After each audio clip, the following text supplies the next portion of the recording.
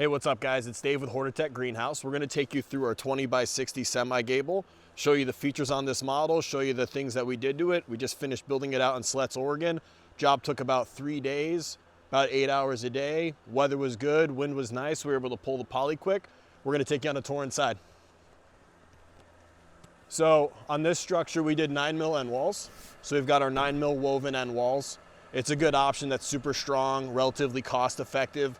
One step up from our 6mm films, but one step down from our twin wall polycarbonate. So it's good for about 4 or 5 years, gets the job done.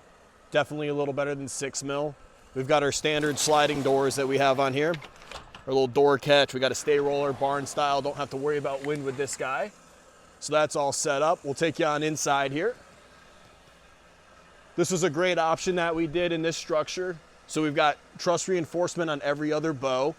This is almost perfect for any climate you can think of. I mean, really, unless you're in an area that gets 2, 3, 4 feet of snow every year, you really can get away with doing every other bow. This structure will withstand at least 1 foot or 2 foot of snow in a heavy dump, but if it's something where you have that sitting on the ground every year, we'd recommend going every truss. But for this one, every other was the way we did it. Went down the length of the building.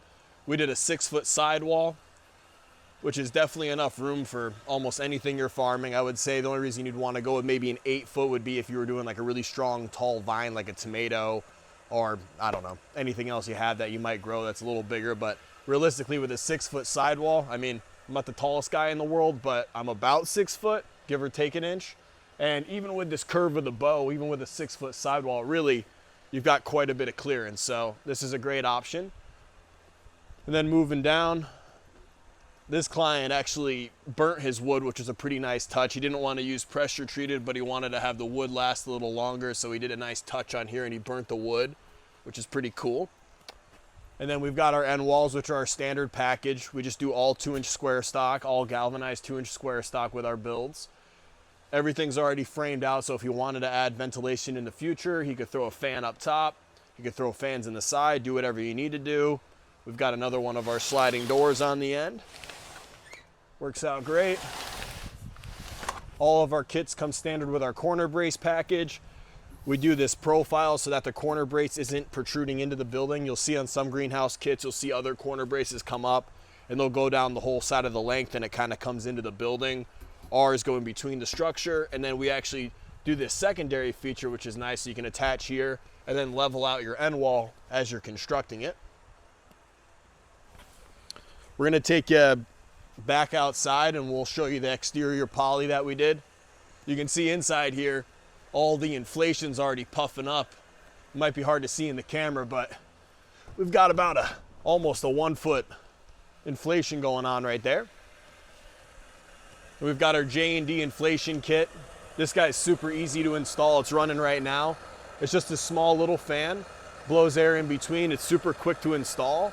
And if you're planning on running in the winter or late into the fall, this inflation works really well to keep all of the moisture from condensating and end up dripping into your garden. Saves you a ton of money on propane. It's probably the cheapest way to get really strong R value and still let a good amount of light into the structure.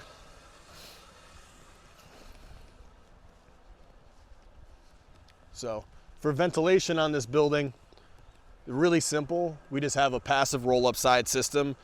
We've got our Hortitech sidewall reeler.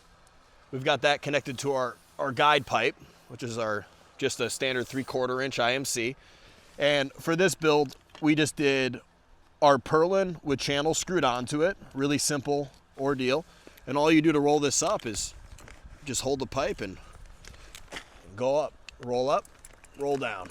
I'm not gonna go on it right now because the concrete's still a little wet, so I'm not gonna really go on this because I don't want to shift the earth a little bit, but our system works pretty smooth. You just roll up, roll down. This is our sidewall retention system, which we still have to pull a little tighter, but our system's really simple. We've got clips that you screw into your top channel, and then we got clips in the bottom. All we do is attach a rope. We start in the bottom, we go up, we go back and forth down the whole building.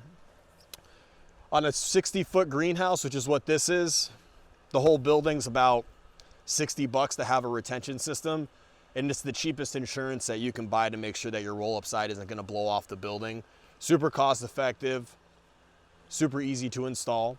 Takes only about 30 minutes or so.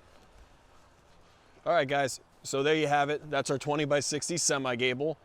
Installed, this building is around the $10,000 range, you know, give or take the options. It will start at 10,000, work up to 15 probably installed. The actual base price for this kit somewhere in the 7,000 to 8,000 range. It's a pretty affordable model, nothing out of range, and it'll get you growing whether you're a hobbyist or whether you're a production grower.